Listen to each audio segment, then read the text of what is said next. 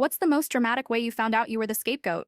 You know that feeling when you start to believe maybe you really are the problem? When every fight somehow circles back to you, every tear someone sheds gets pinned on you, and you start thinking, maybe I am just too sensitive. That was my entire life. Until the day I saw the screenshots that proved I wasn't crazy. I was just surrounded by people who needed me to be the villain. My name's Rachel. I'm 27, and for as long as I can remember, my family has blamed me for everything that's ever gone wrong. If my mom was in a bad mood, it was because of something I said. If my sister cried, it was because I was being mean. If my dad went quiet, that was my fault too. You stress your father out, Rachel. That was their favorite line. I wasn't a rebel kid. I wasn't dramatic. I just felt things deeply. I wanted peace, not chaos. But my family was addicted to drama like it was oxygen. And the easiest way to keep the peace was to make sure everyone agreed on one thing, that I was the problem. It's funny how those little moments add up. The sarcastic tone when my mom said, "Here she goes again," every time I tried to explain how I felt, the way my sister Hannah rolled her eyes when I set a boundary, or my dad sighing in that exhausted way, like my existence was just one long inconvenience. When you're treated like that long enough, it messes with your head. I started apologizing for everything, for being late, for talking too much, for crying, even for breathing too loud. I was constantly walking on eggshells. I remember once, at dinner, my mom dropped a plate. Before she even looked up, she said, "Rachel, what did you do?" I was in the other room. That's how automatic the blame was. But the real tipping point started a few months ago, when my sister Hannah got engaged. She's always been the golden child. Pretty, popular, the one everyone praises at every family gathering. My mom adores her. She's the one who can do no wrong. And I'm the one they gossip about. When Hannah got engaged, my mom called me with that fake sweet tone that always meant trouble. She said, "Rachel, your sister's having an engagement party next month. Don't make it about you, okay? Just behave." That was her way of saying, "Don't you dare exist too loudly." I laughed it off, but deep down I knew something was going to happen. It always does when we're all in one room. The weeks leading up to the party were full of little digs. My mom kept joking about how she hoped I'd wear something flattering this time. Hannah texted me that she hoped I'd stay chill because she didn't want any emotional outbursts. I hadn't even done anything, but in their eyes I was already guilty of crimes I hadn't committed. By the time the day of the engagement party came, I was so nervous I could barely breathe. My palms were sweaty, the whole drive there. I rehearsed in my head, just smile. Don't say anything controversial. Compliment her, stay small. That was my strategy, stay invisible. The party was beautiful. I'll give her that. String lights, champagne, perfect music. Everything Instagram-worthy. People laughed, toasted, hugged. I stood near the edge of the room, trying to blend into the wallpaper. Then came the moment that changed everything. Hannah stood up to make a little speech. She thanked everyone for coming, talked about how excited she was to marry the love of her life, and then, right in front of everyone, she said, "And before anyone asks, no, Rachel won't be one of the bridesmaids this time. We just want a drama-free wedding." The room erupted in awkward laughter. Some people chuckled, others looked at me, waiting for my reaction. My face burned. I tried to smile, but my throat felt tight. My mom chimed in, laughing, "Oh, honey, she's just teasing." But she wasn't. I could see it in Hannah's eyes, that smug little sparkle of satisfaction. She wanted to humiliate me, and she did. I tried to hold it together. I whispered, "Wow, okay," and stepped aside. I wasn't going to make a scene, but my mom followed me, hissing under her breath, "Don't start, Rachel, not here." "I'm not starting anything," I said quietly, but she was already glaring at me like I was a ticking bomb. As I tried to slip away, my elbow brushed a glass of red wine on the table. It tipped, spilling across the white tablecloth and splattering onto Hannah's dress. The laughter stopped instantly. Everyone froze. My mom gasped dramatically, clutching her chest. Hannah's mouth dropped open as if I'd stabbed her. "Oh my God, Rachel," she snapped. "Are you serious? You just couldn't let me have one day?" I stammered. It was an accident. But before I could even finish, my mom shouted, "That's it. You've ruined this night enough." I felt the tears sting my eyes, but I refused to let them see me cry. I just turned and walked out. No one stopped me. No one followed me. When I got home that night, my phone buzzed. A text from my mom. "You ruined your sister's night. Don't come around until you've learned respect." I stared at the screen until the words blurred. Something in me broke, but not in the way they'd expect. For the first time in my life, I wasn't sad. I was angry. Not the kind of anger that screams or throws things. The kind that goes quiet. The kind that starts to see clearly. Because deep down, something told me, this wasn't just about the party. This was about years of lies, years of control, and maybe, just maybe, a truth they didn't want me to see. And that truth was about to come out in the most unexpected way. After that night, I didn't talk to my family for weeks. My phone stayed quiet, no calls, no texts, not even a passive-aggressive, "Hope you're doing better" from my mom. You'd think being cut off would hurt, but honestly, it was peaceful. For the first time in years, I could breathe without waiting for the next accusation. Still, silence has a way of making you doubt yourself. Some nights I'd lie awake replaying everything. the spilled wine, Hannah's fake shocked face, my mom's voice echoing, "You've ruined her night." I kept wondering if I had overreacted somehow, if I was really as difficult as they always said. Then, out of nowhere, my phone buzzed. It was from my cousin Lena. She and I were never that close, but she'd always been the least cruel out of everyone. Quiet, observant, the kind who stayed out of drama. Her text just said, "Hey Rack, ignore the last message I sent. Wrong person." Weird, right? I hadn't received anything before that, just that one text, but then, a few seconds later, another notification popped up. It was a screenshot. At first, I didn't understand what I was looking at. A group chat. The title said, "Fam Bam Arn Salon Lon," and I saw familiar names: Mom, Dad, Hannah, Aunt Susan, Uncle Mark, even my grandparents, everyone but me. And the message Lena had accidentally sent me was from my mom. It said, "Don't engage with Rachel if she reaches out. She'll twist things again like she always does. Let her sit in her pity for a while." And Hannah replied, "Exactly. If she cries, just ignore her. She loves being the victim." My hands went cold. I just stared at my phone, reading it over and over, my stomach churning. This wasn't just gossip. This was organized, coordinated. They'd been discussing how to isolate me, like I was some kind of family project. My mind raced. How long had this been going on? Why was I never added to this group chat? What else had they said about me? I texted Lena back immediately. "What is this? Did you mean to send that to me?" There was no reply. A minute passed, then two. Then the three little typing dots appeared, then disappeared, then appeared again. Finally, a message popped up. "Rachel, please don't tell anyone I sent that. I wasn't supposed to." My heart was pounding. "Lena, how long has this chat existed?" "Years," she wrote. "I thought you knew." Years. I felt dizzy. My mind started pulling at memories. Every family fight, every cold shoulder, every moment they all just happened to be on the same page against me. It wasn't coincidence. They'd been coordinating it. I scrolled up the screenshot. My mom had sent a meme about crazy sisters, and Hannah had commented, "Rachel would make a perfect example for a psychology textbook. Narcissistic tendencies, 101. Someone else had added laughing emojis. I felt my heart drop. That word, narcissistic. I'd heard it before. My mom used to throw it at me every time I tried to stand up for myself. Every time I said, "You hurt me," she'd smile and say, "You really think the world revolves around your feelings, don't you?" It hit me like a wave. They weren't just blaming me, they were rewriting who I was. And everyone believed it. Because when a family tells the same story long enough, outsiders stop questioning it. Rachel's dramatic. Rachel's unstable. Rachel loves to start fights. No one ever asked me if any of it was true. My hands were shaking. I needed proof. All of it. I texted Lena again. "I need to see more, please." She didn't respond. Hours later, while scrolling Instagram to distract myself, I saw a post from Hannah, a group picture from a family barbecue, the same one I wasn't invited to. My mom, dad, grandparents, all smiling. The caption said, "Grateful for family that always has my back? Hair one." That was when something inside me snapped. I wasn't imagining it. I wasn't being sensitive. They had excluded me on purpose, then used that exclusion as proof. I didn't care about them. And the worst part? I remembered that barbecue. I had called my mom that morning asking if they were doing anything. She said they were just staying in tonight. They'd looked me in the eye and lied. Again. I felt my chest tighten. My breath came out shaky. Years of gaslighting, guilt, and shame crashed down like a wave. I opened my notes app and started typing everything I could remember. Dates, events, lies, patterns. I needed to see it all in black and white. I needed to stop doubting what I knew. And then around midnight, my phone buzzed again. It was Lena. "Rachel, I'm sorry. I'm sending you the rest. Just don't tell them it was me." I opened the files she sent, dozens of screenshots, some old, some new. My mom telling the group, "If she starts crying during Christmas, just let her leave. She does it for attention." Hannah replying, "Maybe if we ignore her long enough, she'll finally move out of state." My dad, the one person I thought was neutral, sent, "Just don't push too far. She's fragile. We don't need another meltdown." Another meltdown. Like I was a ticking bomb instead of a human being. And then one message stopped me, cold, from my mom to my aunt, months ago. I told her ex-boyfriend that she has anxiety issues, just so he understands her episodes. He said he's trying to be patient, but honestly, poor guy. My breath caught in my throat. They'd told my ex that I was unstable, that my anxiety, which they caused, was something he needed to manage. It all made sense now. Why he suddenly started treating me like glass. Why he broke up with me out of nowhere saying, "You need to focus on your mental health." My family had poisoned everything. And as I scrolled through those messages, one thought kept repeating in my mind like a heartbeat. They built their peace on my destruction.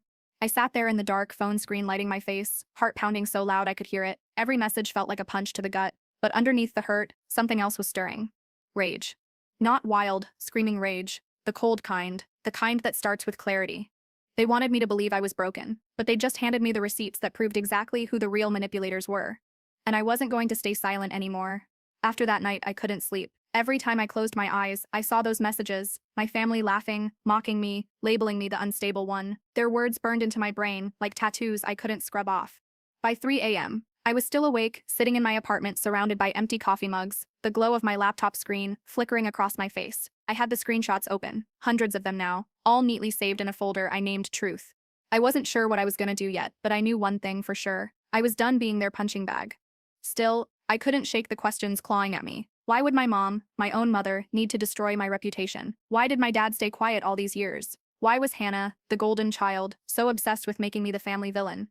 It didn't make sense. Unless making me the problem kept everyone else looking perfect. The next morning, I texted Lena again. Lena, I need to know something. Why are you showing me this now? She replied almost instantly. Because it's getting worse. They're saying things about you again. Your mom told everyone you made a scene at Hannah's party because you were jealous.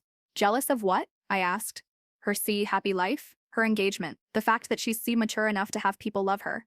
I stared at the message, stunned. It wasn't just lies, it was projection. My mom had spent years turning Hannah into her mirror image, teaching her how to manipulate with guilt and charm, and I was the target they bonded over.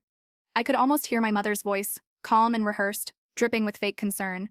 Oh, Rachel, we try to help her, but she's just so sensitive.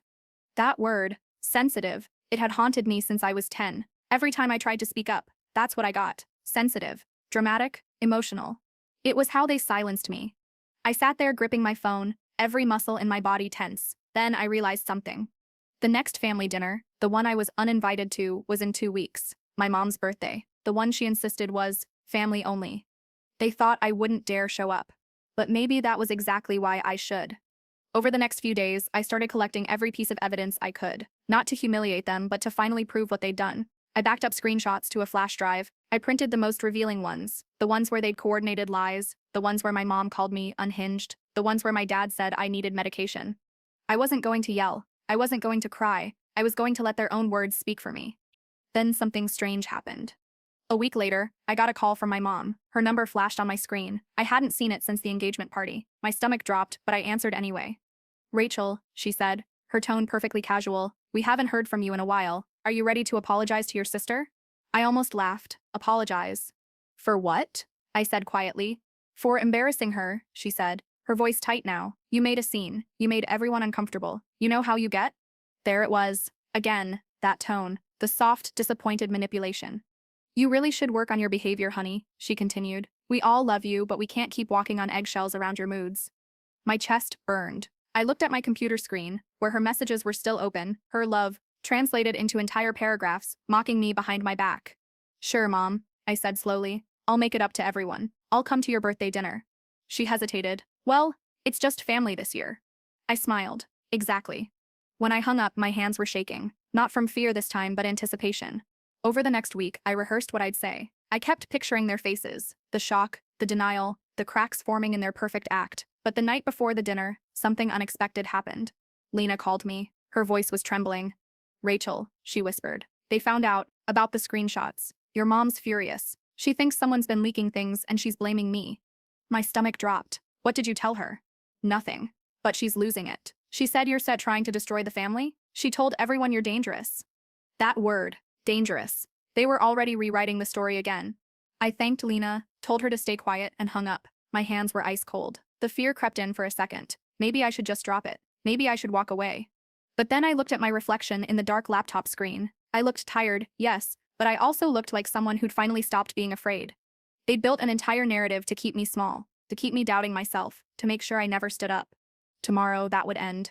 I gathered the printed screenshots, slid them into a plain envelope, and set my alarm for 6 a.m.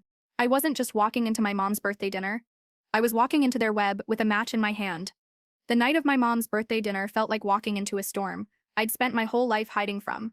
I parked a few houses down, my heart pounding against my ribs so hard I could almost hear it. My palms were slick with sweat, and that envelope filled with years of proof felt like it weighed 100 pounds in my purse. The house looked the same as always, perfect from the outside, fairy lights on the porch, wine glasses clinking inside, and the faint sound of laughter that had never included me. For a second, I almost turned around, but then I saw Hannah through the window, laughing, glass in hand, looking like she'd never done a wrong thing in her life. My mother leaned in close, smiling, whispering something that made Hannah laugh harder. That image lit something in me. I wasn't here to be the family embarrassment anymore. I was here to end the story they wrote about me. I walked up the driveway and rang the doorbell. The laughter cut off. A few seconds later, the door opened. My mom stood there in a red dress, eyes wide. "Rachel?" she said, shocked. Then that fake smile snapped into place. "Oh, sweetheart, you came. I didn't think." "You said it was family only," I interrupted, forcing a calm smile. "That's me, right?" The room fell quiet when I stepped inside. Hannah looked uncomfortable. My dad froze mid-sip, and one of my uncles muttered something under his breath. I could feel their tension pulsing in the air, like static before lightning. I handed my mom a small gift bag. "For you," I said. She took it slowly, pretending everything was fine. Dinner started awkwardly. Conversations stumbled around me like drunks trying to stay upright. Every time I spoke, the table went quiet. My mom filled the silence with her cheery, rehearsed lines. "So Rachel, how's work? Still doing whatever it is you do?" My sister smirked. "Yeah, how is your therapist these days?" There it was. The jab, the cue for everyone to laugh. But this time I didn't shrink. "She's great," I said evenly. "She's been helping me see things clearly, especially patterns, generational ones." My mom's smile froze. "What's that supposed to mean?" I met her eyes. "It means I finally see who's been rewriting every story in this family, and who's been blamed for all the wrong ones." You could hear the silverware stop clinking. My dad shifted uncomfortably, glancing between us like he was watching a bomb about to detonate. "Rachel, please," he muttered. "Not tonight." "No," I said quietly. "Tonight's perfect." I pulled the envelope out of my bag and set it on the table. I brought receipts.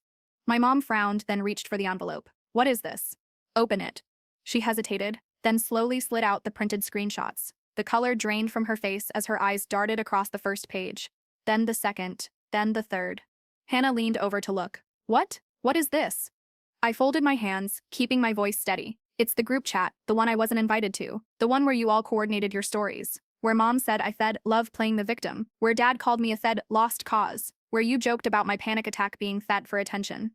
My mom slammed the papers down. "You had no right to invade our privacy," she hissed.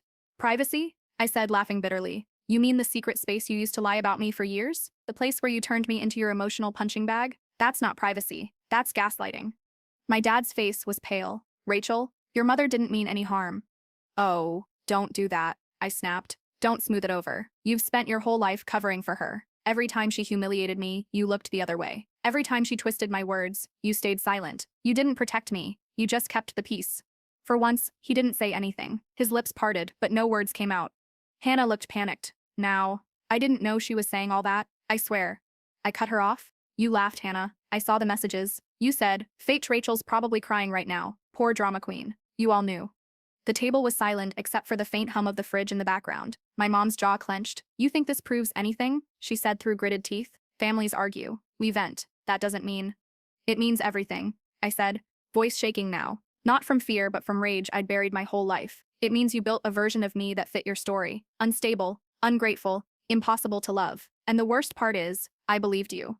I stood up, my chair scraping hard against the floor. "But I don't believe you anymore." My mom shot up too, her voice sharp. "You're not walking away from this family like some martyr, Rachel. You need help." I turned to her, calm, steady. "I already got help. That's why I can finally see you for who you are." And for a moment, she looked terrified, because she knew I meant it. I grabbed my bag, looked at my dad one last time, and said quietly, "You could have stopped her, but silence is just another kind of cruelty." Then I walked out. Not storming, not crying, just done. Behind me, I could hear shouting, my mom's voice rising, my dad trying to calm her down, Hannah crying, but none of it reached me anymore. For the first time in my life, their noise didn't control me. I stepped outside, the cold night air hitting my skin like freedom. My hands were trembling, but I smiled, because that house wasn't my home anymore. When I got into my car that night, I didn't even start it right away. I just sat there, engine off, my breath fogging up the windshield. My hands were still trembling from everything that had just happened. For 27 years, I'd been waiting for someone to finally hear me, to believe me. But now that they'd heard the truth, all I felt was silence. Not peace yet, but the kind that comes right before peace, like the still air before a storm clears. That night, my phone buzzed nonstop. First, it was Hannah. Then my mom. Then, Dad, who just texted, "Please don't do this. You'll regret it." I blocked them all. For the first time in my life, I hit block without guilt, without hesitation. But one text stopped me in my tracks. It was from Lena, my cousin, the one who'd accidentally sent me the screenshots. "Rachel, I didn't mean for this to blow up like that, but I think you needed to know. Can we talk? I hesitated. Part of me didn't trust anyone anymore, but something in her tone felt genuine, scared, even. So I met her the next morning at a small diner downtown. She looked nervous, her hands wrapped around a cup of coffee like she was holding on for dear life. I didn't realize how bad it was until I saw the way they talked about you, she said quietly. It wasn't just gossip, Rachel. It was cruel. Your mom, she told people you were dangerous. Dangerous? I repeated, stunned.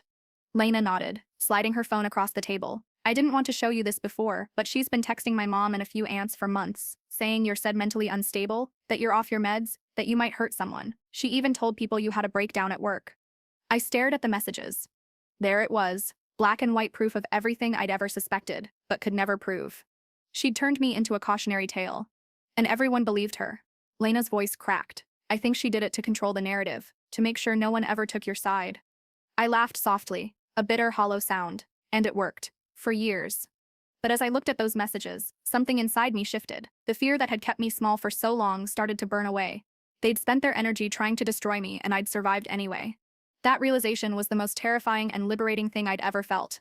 Over the next few weeks, things escalated. My mom tried calling from different numbers. My sister left voicemails, crying and begging me to stop punishing the family. My dad emailed me like I was a stranger, asking if I'd consider therapy again to work through your anger. They still didn't get it. They wanted control, not closure. So I made my own kind of closure. I sent out one final email to everyone in that group chat. I attached every screenshot, every message, and wrote, "You called me dramatic, crazy, unstable, manipulative, all while manipulating me. This isn't revenge, this is truth. You don't get to rewrite me anymore." Then I hit send and closed the laptop for good. A week later, Lena texted again. "You started something, Rachel. People are talking. Some of them are realizing what your mom did. They're turning on her." I didn't reply, because for once, it didn't matter what any of them said. The truth had already done what I couldn't. 6 months later, I sat on my small apartment balcony, sipping coffee in the quiet morning air. The sun was rising over the city, soft orange light spilling across my notebook. I'd been writing every day, turning my pain into something I could hold. A blog. Breaking the scapegoat cycle. I never planned for it to grow, but it did. Hundreds of people messaged me, sharing their own stories of being blamed, shamed, silenced by their families, and every time I read one, I realized I wasn't alone. Not anymore. One morning, I got a call from an unknown number. I hesitated, then answered. "Rachel," my mom's voice said, sickly sweet. "It's been a while. I just wanted to..." Click. I blocked the number mid-sentence. Then I sat back, smiling, because that small quiet act, pressing block, was the loudest thing I'd ever done. I opened my laptop, started typing the next blog post. I used to think being the family scapegoat meant I was broken. Now I see it meant I was the only one brave enough to see the truth. I paused, then added one last line. "And that's something they'll never forgive me for. But I finally forgive myself." The cursor blinked for a moment, and then I hit publish. And just like that, the girl they blamed for everything disappeared. Not because she was lost, but because she'd finally found herself.